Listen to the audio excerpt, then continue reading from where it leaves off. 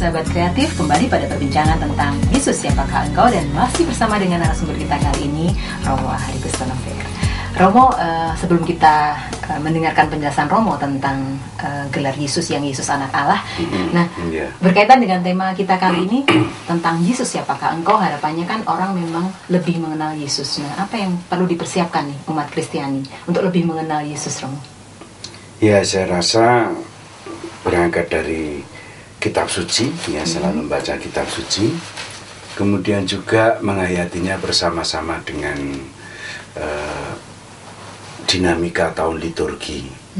Jadi sebenarnya tahun liturgi itu dengan berbagai macam cara itu memperkenalkan siapakah Yesus sebenarnya, ya. Lewat bacaan-bacaan, lewat hari raya, lewat doa-doa, itu saya rasa, ya. Lalu Natal ini saya rasa menjadi salah satu momen yang penting untuk merenungkan lebih jauh siapakah Yesus, ya. Yesus yang tampil pada hari raya Natal adalah bayi kecil yang rapuh, yang bisa dikatakan ada dalam kondisi tidak aman karena ancaman para musuh. Lalu kita merenungkan lebih jauh apa makna dari misteri kelahiran itu untuk keselamatan umat manusia, itu, ya. Baik, terima kasih Romo Hari. Nah, kembali ke gelar Yesus, Yesus anak Allah. Gimana penjelasannya, Romo? Ya, kalau anak Daud itu dikaitkan dengan keturunan, ya, kata anak itu maknanya lebih keturunan.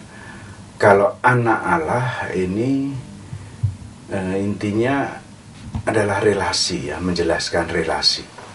Jadi anak dalam arti ini adalah orang yang mempunyai relasi amat dekat.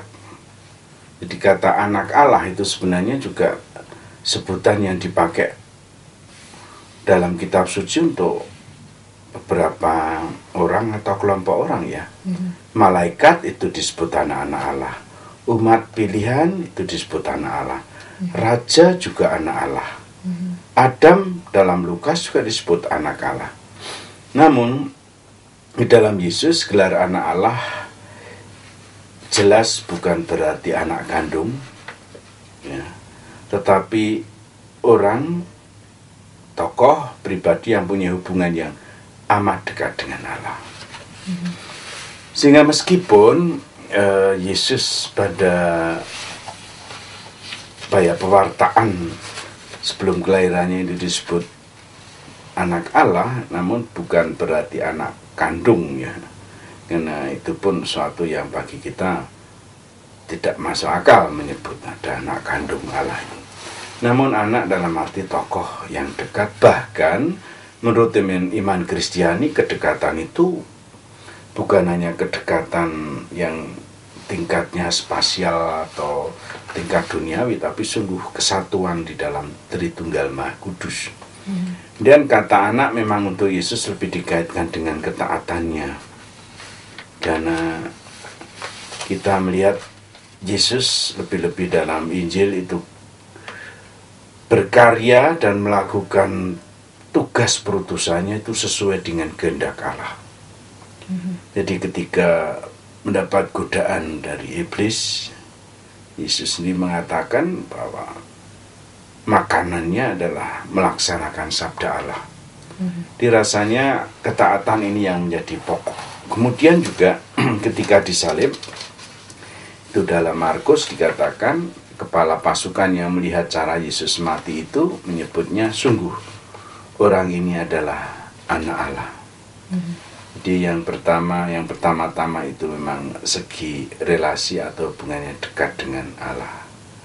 Selain itu juga pekerjaan yang dilakukan oleh Yesus adalah pekerjaan Bapa juga. Ini maknanya. Memang gelar ini seringkali dipakai. Yesus sendiri jarang, tapi juga menyatakan atau mengakui bahwa dia bisa disebut anak Allah. Namun lebih-lebih keputraan Yesus itu kelihatan dari bagaimana dia menyebut Allah. Dia menyebut Allah sebagai Bapa. Inilah yang kemudian menjadi salah satu unsur kenapa dia disebut anak Allah itu. Nah, ini yang biasa juga disebut adalah tadi Yesus anak Allah, sekarang Yesus anak manusia. Ya. Gimana tuh? Ya, Yesus anak manusia ini memang terkesan dilawankan dengan Yesus anak Allah, padahal lain ya. Anak manusia itu memang pertama-tama itu identik dengan manusia, jadi hanya semacam gaya bahasa, gaya menyebut aja anak manusia. Seperti kalau dalam ya mungkin tradisi Jawa itu disebut ibune Paijo, itu artinya ya istriku. Kalau seorang suami mengatakan menyebut istrinya itu ibune Paijo, itu berarti istriku, jadi hanya sebutan saja. Itu pertama-tama.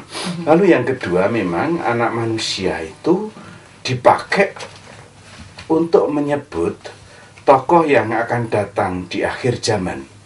Seperti kita baca dalam Daniel 7 ayat 13. Dia akan datang di akhir zaman dari atas, ya, dari awan-awan, dikatakan begitu, untuk menghakimi manusia. Dia disebut anak manusia. Jadi ini gelar untuk tokoh tertentu. Jadi tokoh yang hadir di akhir zaman. Namun demikian, Injil mengatakan secara lebih jelas lagi bagaimana gelar itu ketika dikenakan pada Yesus. Gelar anak manusia itu hanya dipakai oleh Yesus untuk menyebut dirinya sendiri.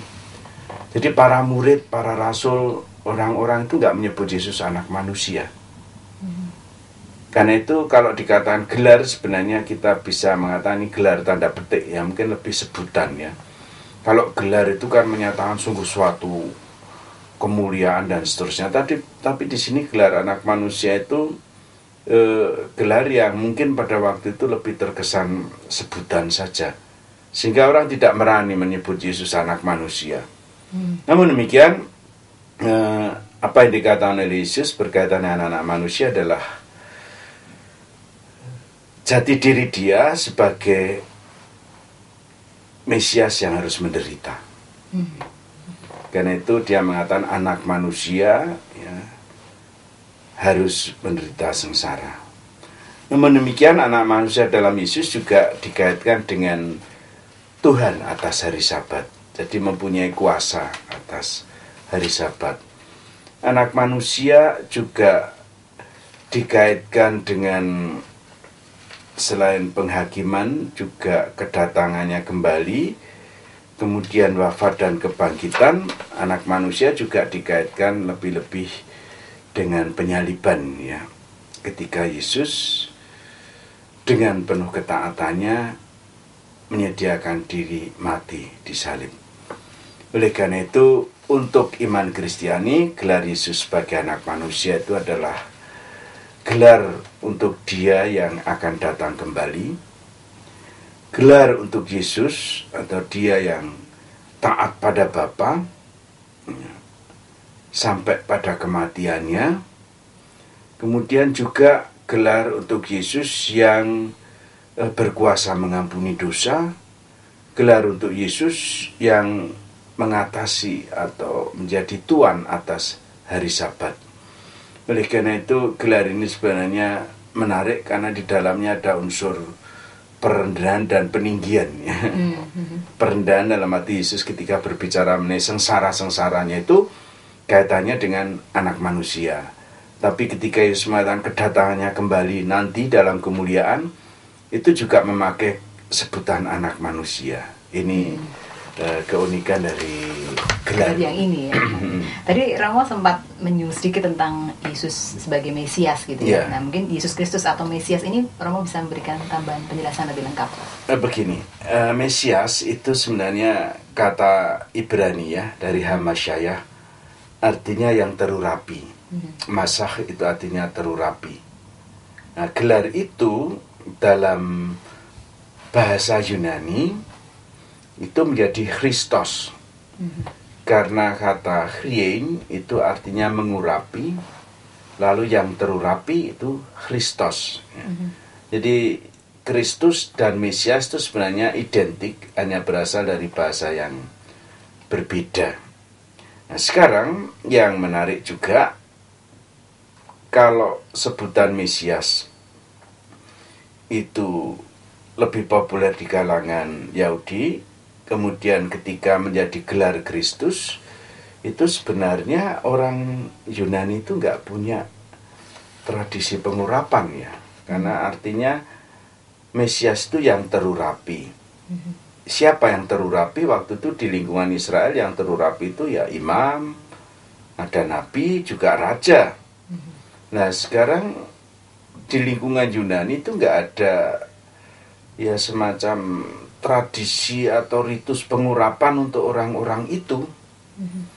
Namun penerjemahannya adalah penerjemahan yang literal ya, jadi yang terurapi dalam bahasa Yunani adalah Kristus. Tapi itu tidak menunjuk, tidak punya arti yang khusus sebenarnya ya. Nah itulah sebabnya mengapa lama-lama gelar Kristus itu menjadi nama diri Yesus.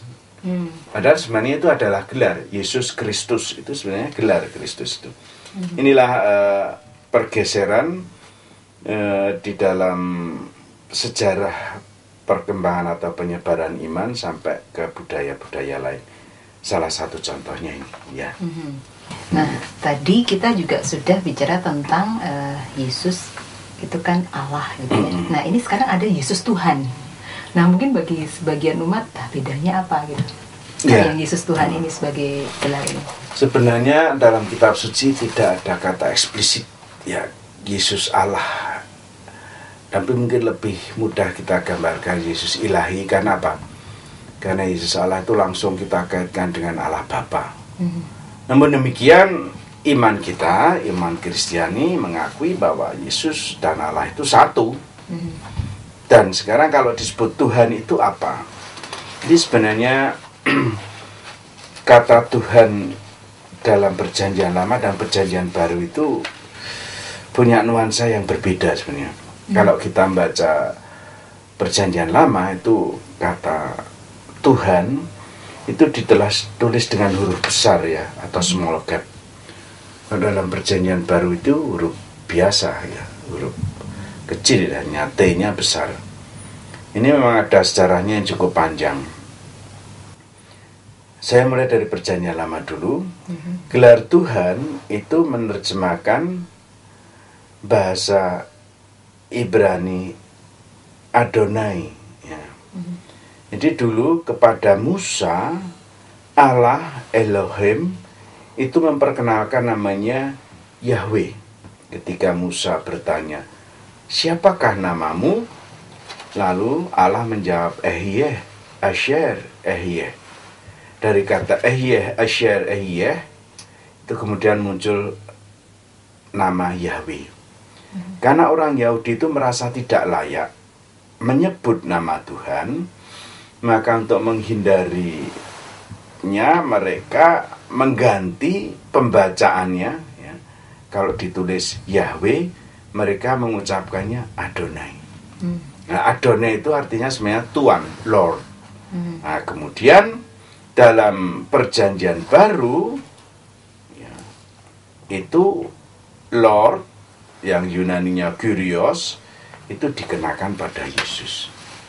Namun demikian tidak ada semacam kaitan langsung bahwa Yesus itu sama dengan Yahweh, tidak. Jadi kalau dalam perjanjian lama gelar Tuhan dikaitkan dengan Yahweh, kalau dalam perjanjian baru gelar Tuhan dikaitkan dengan Yesus. Jadi misalnya Santo Paulus sendiri membedakan ya, hanya satu Allah kita yaitu Bapa, satu Tuhan kita yaitu Yesus.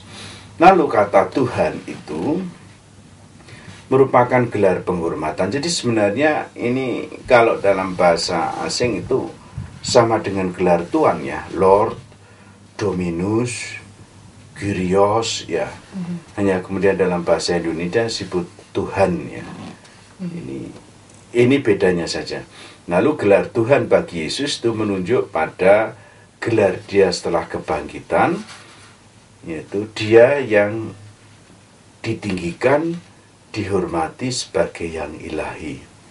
Nah ini pada awalnya gelar Tuhan atau Kyrios yang dikenakan sebagai gelar penghormatan lama-lama menjadi gelar yang diwarnai oleh iman. Kalau saya menyebut Yesus Tuhan, itu bukan saya menyebut dia yang terhormat, tapi dia yang ilahi, yang saya imani. Itu kata Tuhan. Ya. Baik Romo, terima kasih sekali untuk inspirasinya pada hari ini tentang Yesus siapakah engkau. Semoga ini juga semakin mengenal Yesus melalui buku ini. Sahabat kreatif yang terkasih di dalam Tuhan, semoga perbincangan kali ini dapat memberi inspirasi baru bagi sahabat semua. Sampai bertemu lagi dalam program Minggu Kasih Pro 2 selanjutnya. Mari berbagi damai dan kasih kepada semua orang di setiap kesempatan yang kita miliki.